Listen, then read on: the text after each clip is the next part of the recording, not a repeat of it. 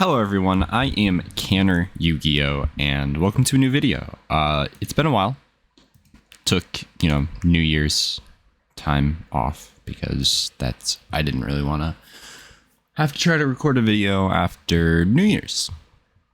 But today we are here with a Battle Trap tier list for the Yu-Gi-Oh! Duel Links Rush Duel meta here. I think I have all of them, but if not, assume they're going to be placed in bad.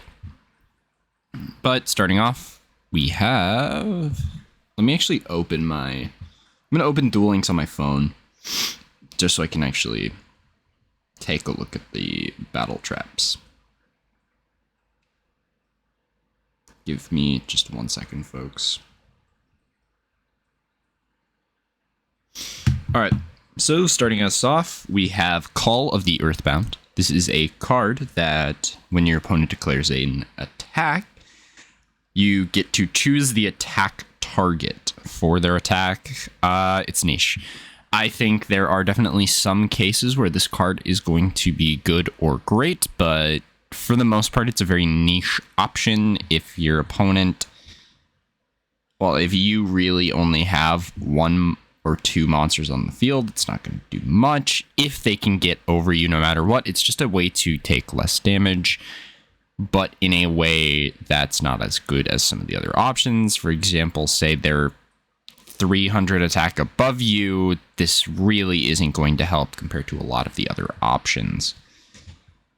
Next up, we have Dark Ruler Battle Slash. This one's in great. I think this card is incredible. It would be an auto-include if, we were talking about, every deck is a warrior deck. But this, when your opponent declares an attack targeting your face-up warrior monster, the attacking monster loses 400 attack until the end of this turn. And if you have a level 8 or higher warrior type monster on the field, you can destroy one spell trap card on your opponent's field. It is a way for you to take to destroy monsters that might normally just be a little bit incrementally above you, but even if they are really quite a bit above you, it also functions as a removal spell. Well, a removal trap in this case. But it functions as removal for spell traps. It, in theory, can be monster removal due to lowering the attack.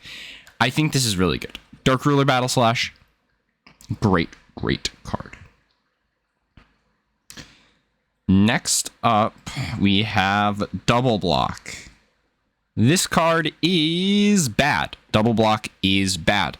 It requires you to have two level 2 normal monsters in your hand, and your opponent declaring an attack changes up to 2 face-up monsters on your opponent's field to face-down defense, which can be okay, I guess. But the fact that you have to have 2 level 2 normals in your hand at the point of the attack declaration for this card to resolve, it makes it very, very bad, especially when you have options like this, Dark Ruler Battle Slash, you have Call of the Earthbound. It's like, why would you ever play this card? It just is not a card I would ever recommend anyone ever putting in their deck list, and rightly so. I've never seen anyone put this in their deck list, so good job, folks.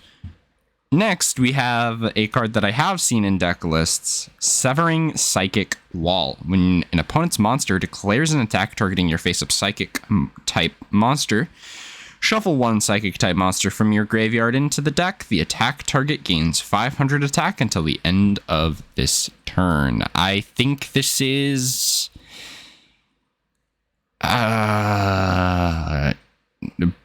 we're going to put it in niche under Call of the Earthbound. I think this card is good. It's got a good effect. However, it is locked to Psychics, which is a deck that's not around. It doesn't really function other than getting a monster back into rotation, which can be helpful, but in some cases that also can kind of prevent you, like if you have your boss monsters in deck still and just enough normal monsters, well, normal as in, normal summonable monsters that aren't tributes, and you shuffle back in another normal and you draw just normals.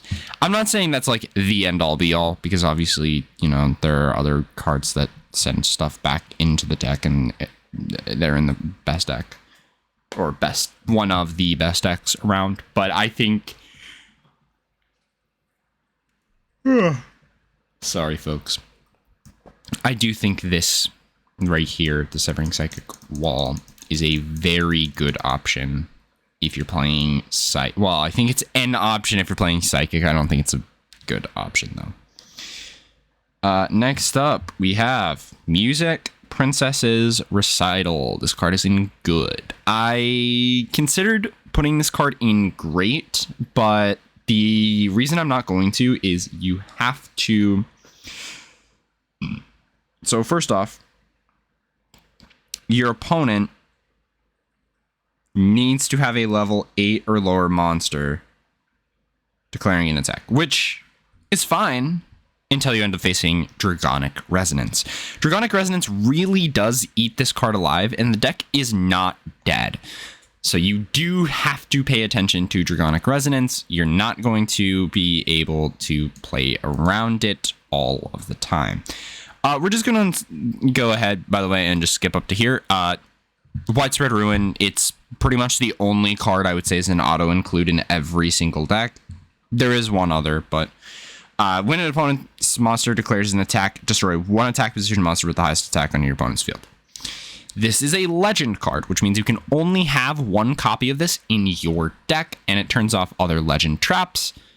But turning off other legend traps right now is not a big deal. We legitimately just don't have any. All right, next we have here Triple Trio. When an opponent's monster declares an attack, while you have 3 face-up level 3 normal monsters on your field, all face-up monsters on your field gain 900 attack and defense until the end of this turn. This is even worse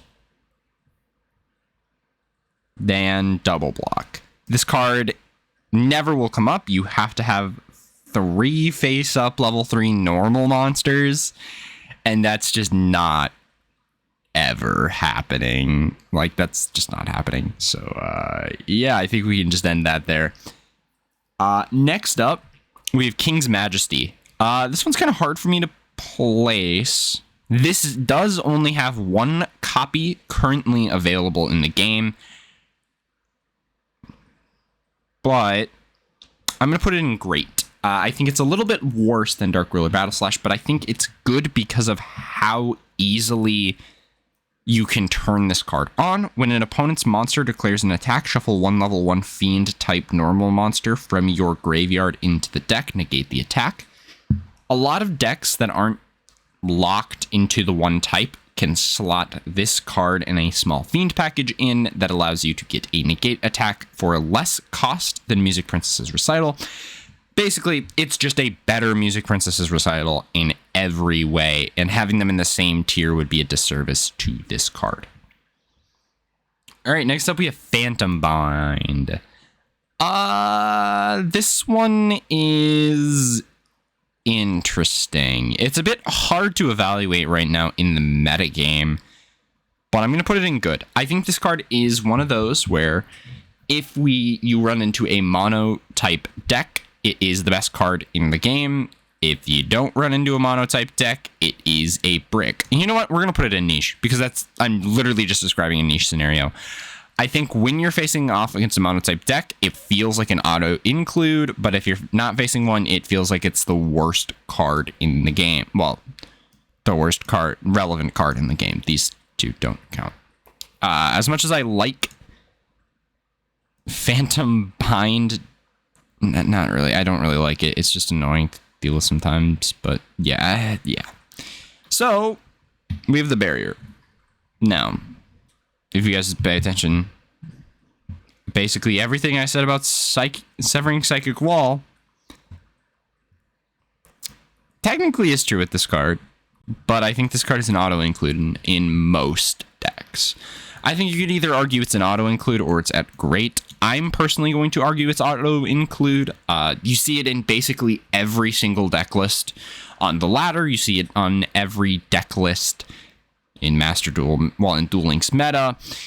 It's everywhere. This card, when your opponent declares an attack, shuffle one monster from your graveyard into the deck. The attacking monster loses 400 attack until the end of this turn. Obviously, there are situations where this card is not very good. Draconic Resonance doesn't really care about this card. Arise Dragons, Ancient Forces, whatever you want to call that deck, doesn't really care about this card in some aspects. But I think it's good enough that you have to be slotting it into every deck. Sometimes even just 400 life points worth of damage can be the difference maker between you living another turn to potentially win the game or just outright losing there. Yeah, that's really it. I don't have a script for this video. Maybe the next like battle trap video will have a script, but so yeah, if you can see here, there are 5 traps that I would consider slotting in most deck lists. I would say the only one that isn't generic, which you could technically slot down right down here because it's not generic, is Battle Slash. But Battle Slash's effect is crazy. It's the best one that is not an auto-include, and it'll never be an auto-include unless we want to get specific and like auto-include in that type of deck, because this is an auto-include in warrior decks. Anyways, that's been this video. We're kind of just padding for like the next week until Anniversary comes out. Anniversary drops on the 11th. It's the 10th or 11th. I can't remember. It's sometime in that week. Anniversary drops. We're going to have a lot of content about Anniversary before Anniversary as well. We are going to be getting a starter, well, not a starter deck, but a structure deck. And we will be making content on that structure deck. Beast Gear. Beast Gear is also going to be getting content made on it. However, I have a lot of ranked grinding to do before I do that. Like, I'm literally now, when I'm doing homework today, going to be grinding ranked so that I can get the Beast Gear stuff so we can make a video on Beast Gear pre-box and possibly skill, pre-skill,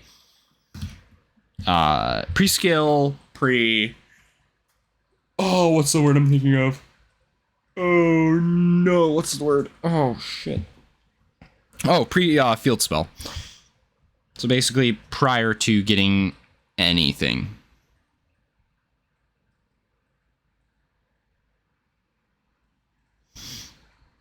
But yeah, that's going to be it for this one, folks. I hope you enjoyed this video, and I will see you all in the next one. Bye-bye.